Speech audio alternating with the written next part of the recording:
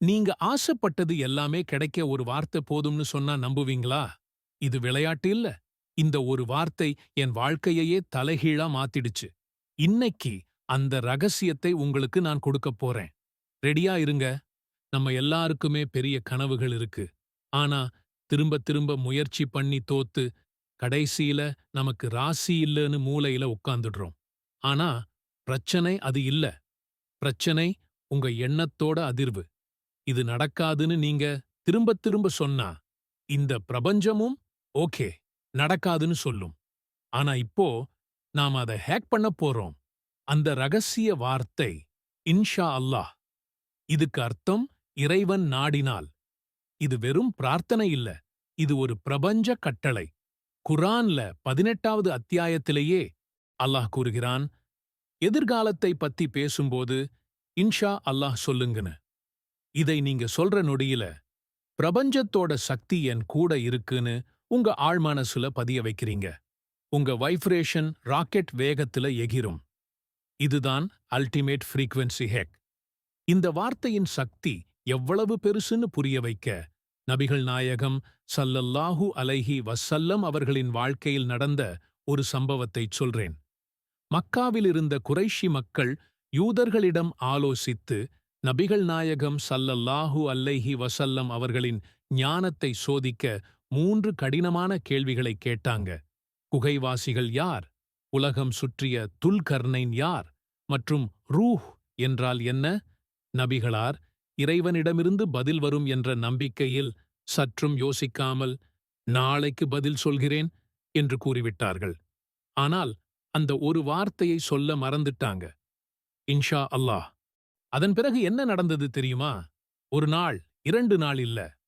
பல நாட்கள் இறைவனிடமிருந்து எந்த பதிலும் வரவில்லை. நபிகளார் மிகுந்த மனவேதனைக்கு உள்ளானார்கள்.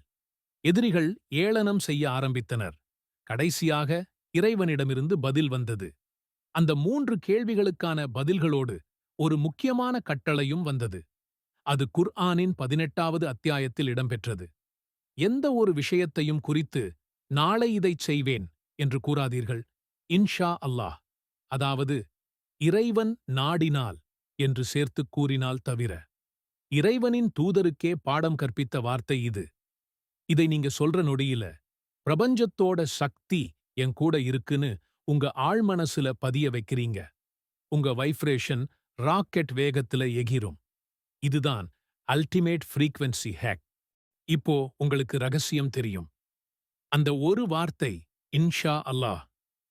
முழு நம்பிக்கையோட சொல்லுங்க, அதை உணருங்க. அல்லாஹ்வின் உதவி உங்களை தேடி வரும். கடன், எதிரிகள், வேலை இல்லையா? இந்த 3ல ஏதாவது ஒண்ணு உங்களை கட்டி போட்டிருக்கா? நான் சொல்றதை கேட்டா நம்புவீங்களா? இந்த வீடியோ முடியறதுக்குள்ள 5 வசனம் கொண்ட ஒரு சூரா உங்க பிரச்சனைய ஒரே நாள்ல தூக்கி எறியும். அதுதான் சூரத்துல் ஃபீல். நீங்க முழுசா நம்புனா அல்லாஹ் உங்களுக்காக இறங்கி வருவார். நம்மள பாதி பேர் கடனோட தான் தூங்கப் போறோம். எதிரிங்கள நினைச்ச டென்ஷனோட தான் எழுந்திருக்கிறோம். என்னடா நடக்குதுன்னு யோசிக்கும் போதே மனசுக்குள்ள ஒரு பெரிய பாரம் ஏறும். ஆனா நாம ஒரு விஷயத்தை மறந்துட்டோம். அல்லாஹ் நம்ம கூட இருக்கும்போது தீர்வு வேற எங்க இருந்தும் வரத் தேவையில்லை. சூரத்துல் ஃபீல். இது வெறும் 5 வசனம்தான். ஆனா இதோட பவர் இமயமலை அளவு. இது குர்ஆன்ல 105வது அத்தியாயம். கபத்துல்லாஹ். இடிக்க வந்த ஆபிரகாவோட யானைப்படையை சின்ன சின்ன பறவைகள் வந்து சின்ன கற்களைப் போட்டே சும்மா தூள் தூளாக்கிடுச்சு. யோசிச்சு பாருங்க. அதே மாதிரி அல்லாஹ் உங்க எதிரிகளை ஒரே நிமிஷத்துல காலி பண்ணுவார். அந்த காலத்துல மக்காவுல எந்த ஆயுதமும் இல்லை, பெரிய இராணுவமும் இல்லை.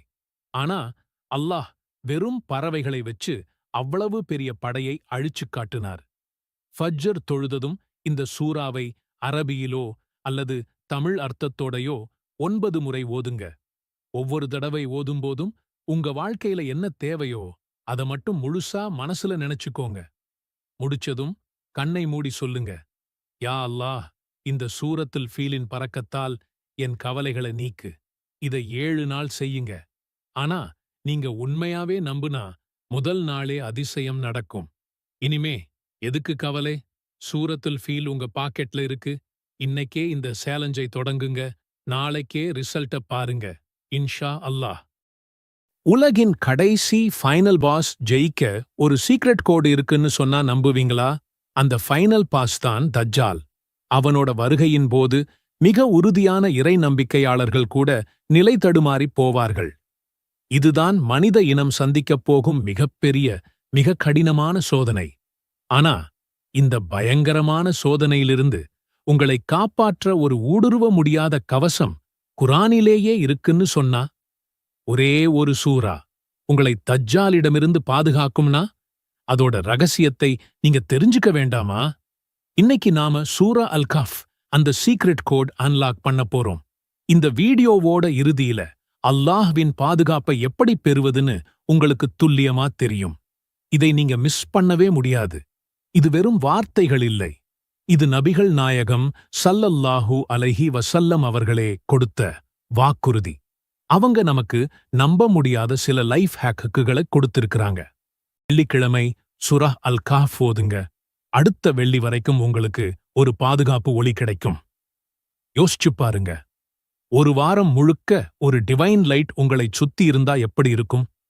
அது தப்பான வழியில போகாம உங்களை பாதுகாக்கும், உங்க மனசுல அமைதியைக் கொடுக்கும். அல்-காப் முதல் 10 வசனங்களை மனப்பாடம் செஞ்சா நீங்க தஜ்ஜாலோட சோதனையிலிருந்து 100% பாதுகாப்பு பெறுவீங்க. இது ஸஹீஹ் முஸ்லிம்ல பதிவு செய்யப்பட்டிருக்கு. இது ஒரு கேமோட ஃபைனல் லெவல்ல கிடைக்கிற அல்டிமேட் ஷீல்டு மாதிரி. இன்னும் கேளுங்க. ஒரு நபித்தோழர் இதை ஓதிட்டு இருந்தப்ப சகீனாங்கிற அமைதி ஒரு மேகக்கூட்டமா அவர் மேல இறங்குச்சு. உங்க வீட்டுல அல்லாஹ்வின் அருள், பரக்கத், அமைதி நிரம்பணுமா?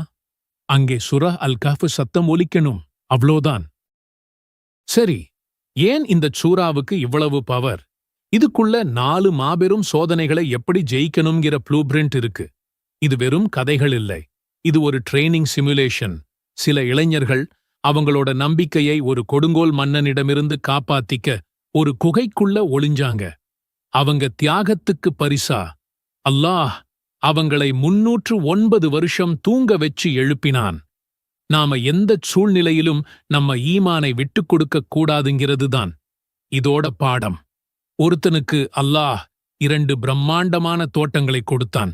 ஆனா அவனுக்கு கர்வம் தலைக்கேறி நன்றி மறந்து மறுமையை மறுத்தான். கடைசியில அவனோட மொத்த சொத்தும் அழிஞ்சு போச்சு. செல்வம் வரும்போது எப்படி இருக்கக்கூடாதுன்னு இது நமக்கு கத்துக் கொடுக்குது.